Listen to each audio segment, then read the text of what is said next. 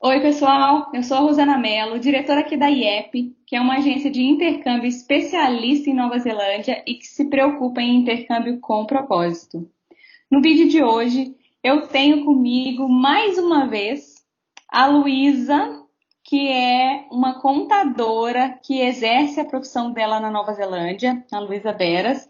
E nesse vídeo, nós vamos falar sobre abrir uma empresa na Nova Zelândia e as suas burocracias, né? Nós já temos aqui no nosso canal um vídeo com um Immigration Advisor falando sobre abrir uma empresa e quem pode abrir uma empresa. Então, se você estiver interessado, dá uma olhadinha nesse vídeo também, que é super interessante se você tem a ideia de abrir um negócio na Nova Zelândia. E hoje nós vamos tocar em outras partes. São as partes mais burocráticas, as partes que demandam mais essa área aí, essa área mais contábil mesmo, né? Até por isso que a Luísa está aqui. Então, Luísa, seja bem-vinda mais uma vez aqui conosco e muito obrigada por disponibilizar seu tempo e dividir o seu conhecimento aqui com o pessoal. Oi, obrigada. Ah, então, sobre como abrir uma empresa. Na Nova Zelândia não é muito burocrático em comparação ao Brasil. Abrir uma empresa aqui é muito fácil. E você não precisa ter um contador para abrir. Você mesmo pode abrir. Mas tem algumas perguntinhas durante o processo de abrir a empresa que talvez você não saiba a resposta correta, então é bom sempre falar com o contador só para saber se aquelas respostas vão ser corretas para o seu tipo de serviço, entendeu? E tem Entendi. um website chamado Companies Office, que é lá que você faz o seu login pessoal e você envia você escolhe a empresa, o nome da empresa que você quer. Antes tem que verificar se não tem nenhuma empresa com aquele mesmo nome, que não pode ter nomes repetidos. E no momento que você entra para registrar, tem várias perguntas. Vão perguntar se você vai querer ser GST registrado, se você vai ter empregado, quantas cotas os acionistas vão ter cada um. Essas perguntas básicas. E o tipo de GST, se você quer fazer GST Payment Basis ou Invoice Basis, tem uma diferença. Então, essas perguntinhas assim mais detalhadas, é bom falar com o contador. São perguntas mais técnicas, né? Se a pessoa não conhece o sistema contábil da Nova Zelândia, ela vai acabar se, né, como fala, tropeçando mesmo, né? Porque como que você vai tomar uma decisão se você não tem uma base ali, se não tem um conhecimento técnico, né?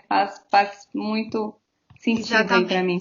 Um dos erros que ocorre mais é o tipo de GST basis que na hora de escolher, tem dois tipos, tem o de pagamento e o de invoice. O de Uhum. payment basis, você paga o seu imposto quando você recebe aquele pagamento na sua conta bancária. Então, tudo que você recebe na sua conta bancária, você vai pagar o imposto naquele valor que você recebeu na sua conta. O invoice basis, você vai pagar o seu imposto no que você emitiu os invoices, mesmo que você não tenha recebido aquele pagamento. Então, acontece que pessoas colocam como invoice basis, mandam os invoices do serviço, da mercadoria vendida, não recebeu aquele pagamento ainda, o mês acabou e você tem que pagar o imposto naquele valor que você ainda nem recebeu. Aí as pessoas ficam, mas eu não recebi, por que eu tenho que pagar? Eu falei, mas você colocou como invoice basis, então tem que pagar no valor do invoice que foi Aham. emitido. Então Escolheu, né? tem que ter cuidado. Então, grandes empresas tem que ser invoice, mas quando você é empresa pequena, você vai para o payment basis, mas também depende do tipo de serviço.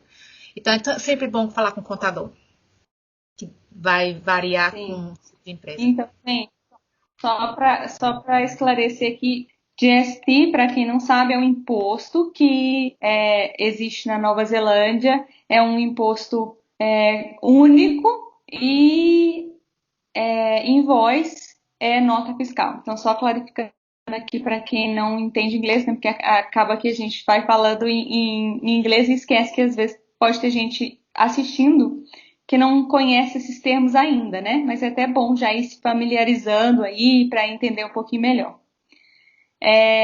Como a gente sabe, Luísa, a Nova Zelândia é um dos países onde é mais fácil abrir uma empresa. Você mencionou aqui no início, e eu acho que a gente aqui do Brasil também já viu várias vezes falar sobre isso, reportagens sobre isso, o quanto é fácil e tal.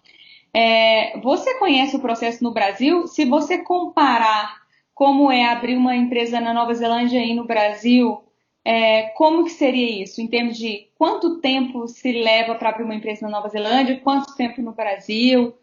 Você conhece esse processo? Sim, eu estava falando com a minha irmã, Suane, que é contadora no Brasil, e perguntei essa questão da burocracia. Ela me falou que antes do Covid, o Covid até teve coisas boas que trouxe para a tecnologia avançar rápido, né? Então ela disse que para abrir uma empresa no Brasil, teria que ir na junta comercial, no Cefaz, na prefeitura, na Receita, cada um ir lá com papel e colocar, fazer tudo. Era bem burocrático. Só que agora, antes do Covid, estava iniciando a fazer, entrar na tecnologia, fazer tudo online, e depois do Covid, ela disse que foi bem rápido, agora está tudo sistematizado, a Cefaz com a Receita, com a Prefeitura, com a Junta. Então, quando você faz em um, vai todas as informações para o outro e já está mais fácil. Então, o processo parece estar mais fácil do que antes, mas eu não acho que é tão fácil como o nosso. O nosso é muito fácil, porque em um dia você abre uma empresa, em um dia.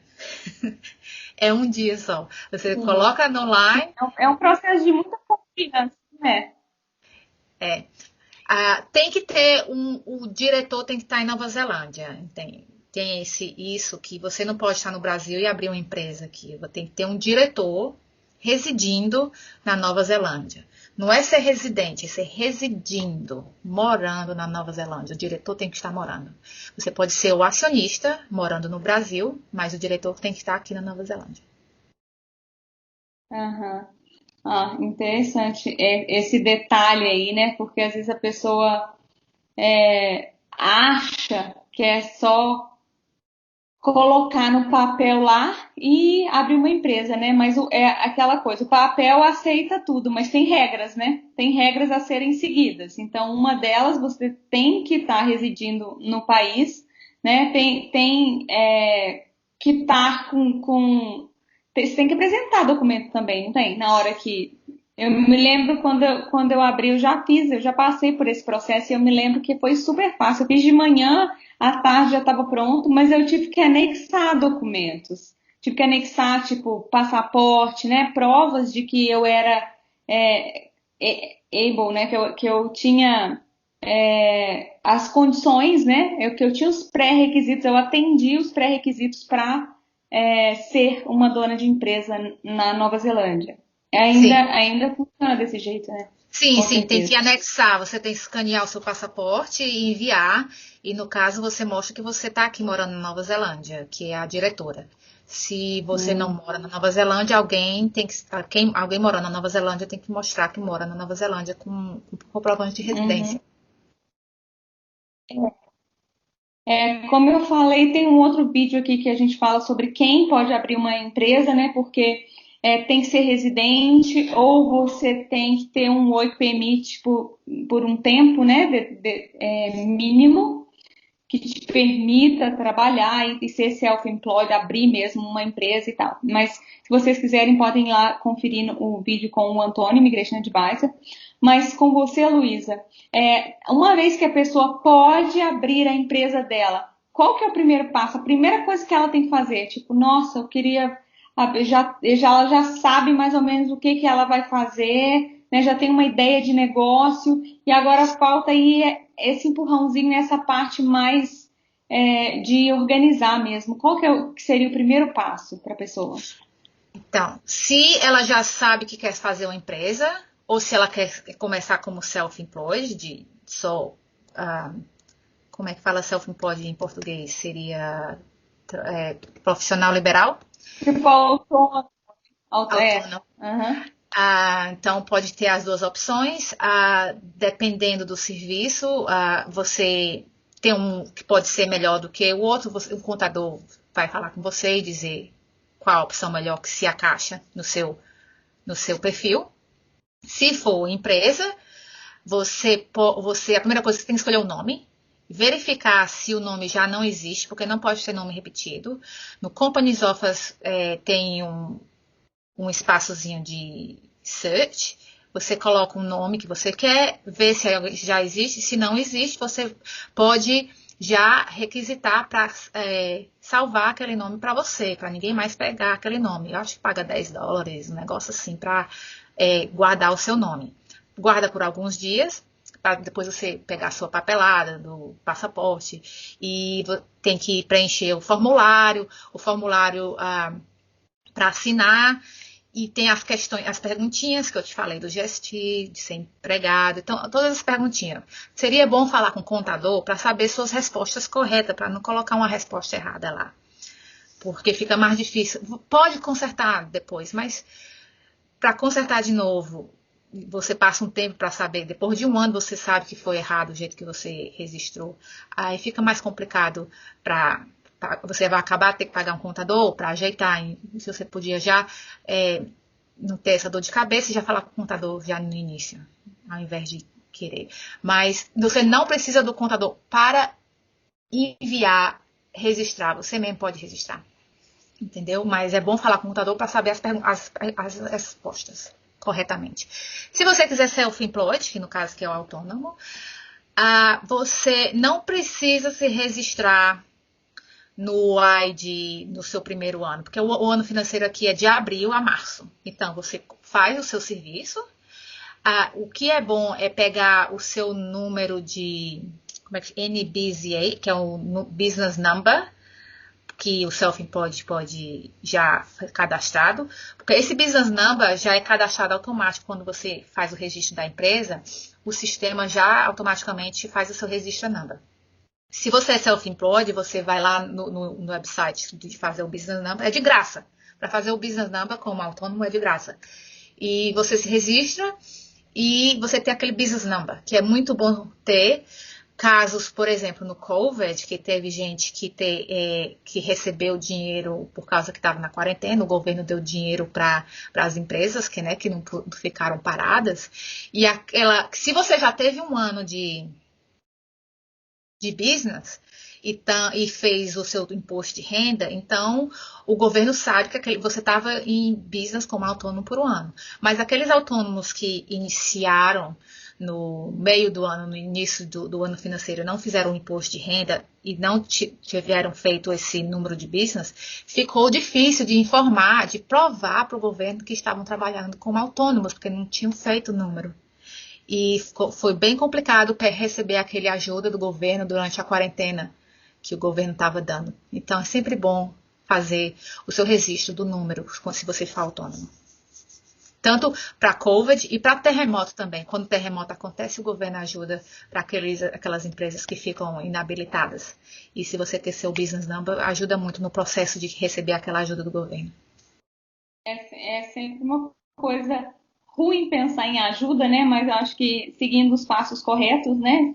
Se caso acontece alguma coisa e você precisa, você está resguardado, né? Mas, recapitulando aqui os passos, então, que você disse, os primeiros, é claro, escolher o nome da sua empresa e ver se você, se esse nome não está já com outra pessoa, né? Não está registrado. E, segundo, falar com alguém, né? Falar com um contador para poder pegar as primeiras orientações ali. Você falou se a pessoa for preencher o formulário, ela pode ter algumas dúvidas. E eu pensei aqui até, inclusive, sobre a atividade do negócio, né? Porque às vezes você quer fazer um tipo de... exercer um tipo de coisa, mas onde é que aquilo vai encaixar ali na atividade econômica do negócio, que você tem que escolher lá na hora que está também fazendo o registro da sua empresa. Então, é claro que conversar com um profissional, um contador, vai ser assim, essencial, como a Luísa mencionou já, e faz parte aí de você, na hora de fazer sua listinha, e colocando isso aí né? E vai ajudar bastante para frente, mesmo que você decida abrir a empresa você mesmo, né? E aí, na hora de abrir essa empresa, você falou aí que a pessoa pode ser autônoma, né? Ela pode abrir uma empresa, né? E tem alguma outra opção? Aqui no Brasil hoje a gente tem MEI, a gente tem, acho que microempreendedor, né? Deve ser MEI, eu não sei muito bem, mas eu sei que tem algumas coisas, né? Até ter o limitada, que é uma empresa mesmo, tipo, estabelecida e tudo, né? Na Nova Zelândia, quais os tipos que existem que a pessoa pode optar? Sim, a empresa tem dois tipos de empresa. Tem a LTC, que é Look-Through Company. A diferença da LTC para a limitada é mais como o imposto no final é pago. Porque a empresa limitada, ela é uma entidade, ela mesma, uma pessoa jurídica, e ela vai pagar imposto no nome dela, 28%. Já a outra LTC, Look-Through, a empresa não paga imposto como ela como entidade. Todo lucro é enviado diretamente para os associados, né? De acordo com a porcentagem das ações.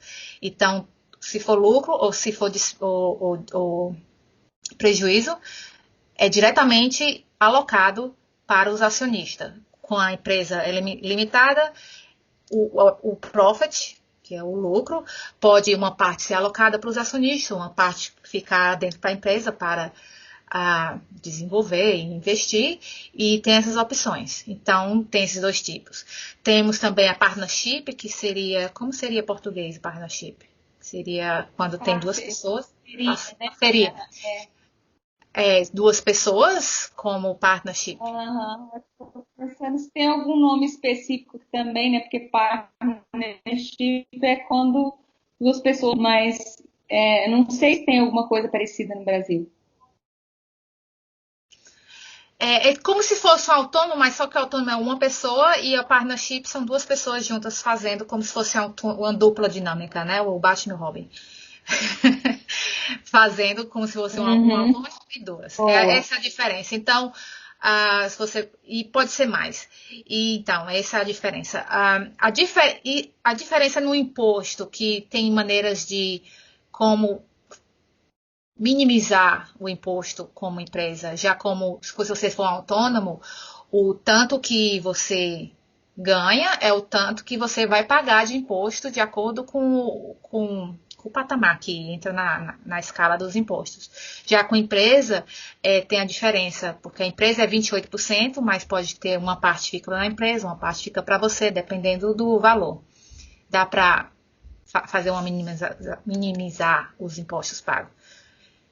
Essa é a diferença, mas cada E um escolhe, né? qual que é o valor, Luísa, para abrir essas empresas? O valor é diferente, por exemplo, se eu quero abrir uma empresa, eu pago mais do que se eu quero iniciar uma parceria, né, ou trabalhar sozinho, né, se fazer um sole trade, né, trabalhar para mim mesmo, ser autônomo. Existe diferença na hora de abrir isso aí, em termos de Sim. investimento inicial? A empresa é um custo, não é tão caro, mas comparando a empresa é o custo mais alto, tanto para depois pagar o contador, porque como no final do ano, para fazer a contabilidade, tem mais papelada, é um imposto mais complicado, os formulários e tem mais regras. Então, o valor de manutenção, todo ano tem que pagar o registro da empresa, tem que renovar o pagamento do registro, tem aqueles custos, entendeu? Então, e o autônomo é mais barato. Você só tem um custo do contador no final do ano, se você só for um autônomo que não é GST registrado no início, e o custo do contador para fazer um tax return para um autônomo é muito mais barato porque é mais fácil de fazer, não tem muita complicação. Então, se tem gente que quer iniciar um business, um serviço, alguma coisa, começa às vezes como autônomo para ver se vai para frente. E depois, quando vai melhorando, vai uma empresa. A não ser que você já tenha uma ideia, um negócio bem bom, bonito, que você sabe que vai ser bom como uma empresa, tem uma outra pessoa que vai ajudar, vai investir. Aí, como empresa, seria bom a estrutura. Então, depende do que você vai iniciar, que o custo vai... Como fala? O custo-benefício do que você quer como empresa seria o bom. Ou se você está sozinho no início, uma coisinha, então, como autônomo, para iniciar, seria o caminho mais fácil e econômico. Se você entende o que eu estou dizendo. Então a gente já sabe aí que existem, né, tipos diferentes de empresa. A pessoa, se ela quer abrir uma empresa com alguém, ela pode abrir um partnership. Se ela quer começar, às vezes, ela pode começar sozinha e depois evoluir para uma empresa, né? Ela pode, sem inicialmente fazer as burocracias iniciais, né, de abrir uma empresa, ela começa e depois continua, né? Evolui aí para uma empresa. E aí ela vai ter que, quando a empresa cuidar da contabilidade dela ali, ela pode fazer sozinha ou não, se ela tiver conhecimento, né, dá para fazer sozinha com o sistema e tudo. Você saberia explicar para quem é leigo em contabilidade como que funciona o sistema tributário da Nova Zelândia? Só para eles terem uma ideia, para quem está assistindo, entender que tipos de impostos que a gente tem, como que funciona, basicamente, assim, bem na superfície, né? Para ter essa base inicial. Então, antes de responder a tua pergunta, eu gostaria de mencionar sobre o risco entre a empresa e o autônomo. Porque como a empresa é uma entidade jurídica, se algo acontecer burocrático ou tributário, um problema, então quem vai responder aquela situação é a empresa, como uma pessoa jurídica. Se você for um autônomo e tiver algum problema com a receita, o fator tributário, você vai responder como você, João, Maria. Então, seu nome vai estar lá na hora de responder. Então, você também tem que ver, colocar na balança sobre o risco entre ter uma empresa e ter um autônomo. E a sua pergunta sobre os impostos. Então, os impostos, as alíquotas são diferentes entre a empresa e o autônomo. A alíquota da empresa é 28% do lucro líquido.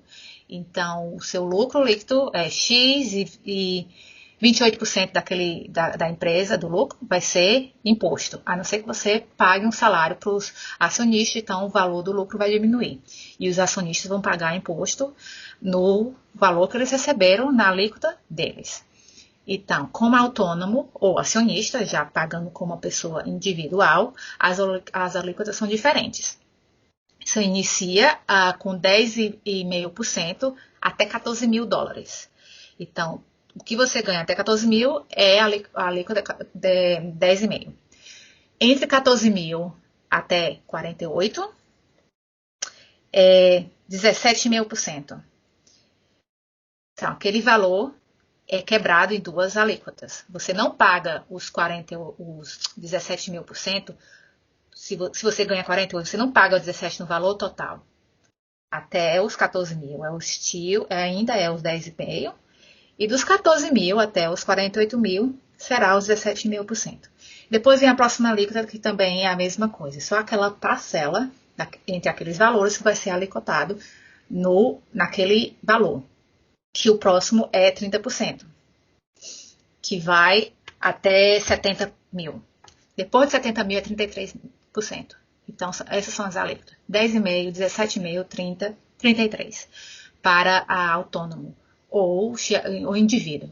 São as alíquotas que a gente recebe no momento, como está hoje, no dia novembro de 2020. Mas a Jacinda, nossa primeira-ministra, está querendo mudar. Então, daqui a uns meses, o próximo ano pode ser diferente. Mas hoje, essas são as nossas alíquotas no momento. E com relação aos outros tipos de impostos, esse é imposto de renda, né? Mas a gente tem mais algum imposto no país? Sim, tem o GST. Desculpa, eu não mencionei, estava pensando em imposto de renda. O GST é o Goods and Service Tax, que é o imposto do serviço e mercadoria, que é 15%, certo? Então, todo o serviço que você presta, ou mercadoria que você presta, você paga 15%, só que não, se o seu lucro grosso for menos de 60 mil num período de 12 meses, você não é obrigado a pagar GST, a ser registrado por GST. Então, uma das perguntas quando você vai abrir sua empresa pergunta se você quer ser registrado como GST. Se você vai receber mais de 60 mil no período de 12 meses. Se você receber, você é obrigado a ser GST registrado e pagar 15%. Se você for receber menos de 60 mil no período de 12 meses, você não é obrigado, você registra se você quiser. Então, essa é o problema não é problema, é a distinção do GST. Eu vou seguir aqui para a nossa última pergunta. A conexão está um pouquinho ruim hoje, espero que o vídeo fique entendível aí para quem está assistindo, né? E eu só queria terminar perguntando para você, né? Para quem tem em mente em abrir um negócio na Nova Zelândia, você tem alguma dica contábil prática que você daria para quem tem uma vontade de abrir uma empresa? Acho que eu já tinha a dica prática, eu mencionei sobre o GST Basis, quando for escolher sobre o Invoice Payment Basis, que é uma das coisas que as pessoas colocam não uma forma muito agradável para eles mesmos quando estão registrando. A outra coisa boa de se pensar seria, por favor, fale com o contador para saber certinho as perguntas, a forma melhor, no seu caso, se é empresa ou se é o self-employed. Também, quando começar a dividir contas bancárias, se você for um autônomo, entre a sua conta pessoal e o do business, não mistura. Muita gente mistura as coisas. Tem a conta só da empresa e a sua conta. Você é uma pessoa, a empresa é uma pessoa jurídica, você é uma pessoa individual, não misturar as contas bancárias. Ter uma conta savings, de poupança, para ir colocando lá um dinheiro do lado, para colocar o valor do GST e o do imposto de renda separado, já para quando chegar o dia de pagar, tá lá separadinho, porque tem muita gente que às vezes se esquece que tem que pagar o imposto, pensa que vai dar certo e na hora chega o dia de pagar, não tem o dinheiro. Então essas dicasinhas sempre é bom, porque às vezes a pessoa não pensa e começa a fazer a empresa, depois de 6, 7 meses, aí vai procurar falar com o contador. Fala com o contador antes para pegar essas dicasinhas, porque ajuda muito no final do ano, quando for fazer fazer o imposto de renda. Luísa, eu só tenho a te agradecer mais uma vez por estar aqui conosco. Eu acho que o que a gente queria passar mesmo é o básico de como funciona, de que a burocracia ela é um pouco menor, mas é necessário às vezes você ter uma ajuda, né? Você mencionou em vários momentos, eu acho que para quem não tem conhecimento, ter um suporte, né? Alguém até para você perguntar na hora que você está preenchendo o formulário, na hora que você está calculando o imposto e não sabe a alíquota certa, então é fundamental. Era exatamente isso que a gente queria, esses pontos que a gente queria deixar claro aqui para as pessoas, que é fácil sim, mas é importante você estar bem estruturado, com um suporte bacana para não sair nada errado no futuro, né? Então, acho que é isso. Só tenho que te agradecer mais uma vez por dividir seu conhecimento. Obrigada, Luísa. Obrigada pela oportunidade de novo. E quando precisar, pode chamar que eu gosto de ajudar. Nossa, só agradeço. Assim que tiver algum tema aí, essa área é muito procurada, tem muita gente que quer saber, procura informação sobre e não tem muito. Então, assim que surgir algumas perguntas novas aqui, a gente entra em contato com você, tá bom? Então, um beijo, Luísa, muito obrigada. Bom dia para você aí na Nova Zelândia. Tchau, tchau. Você também, tchau.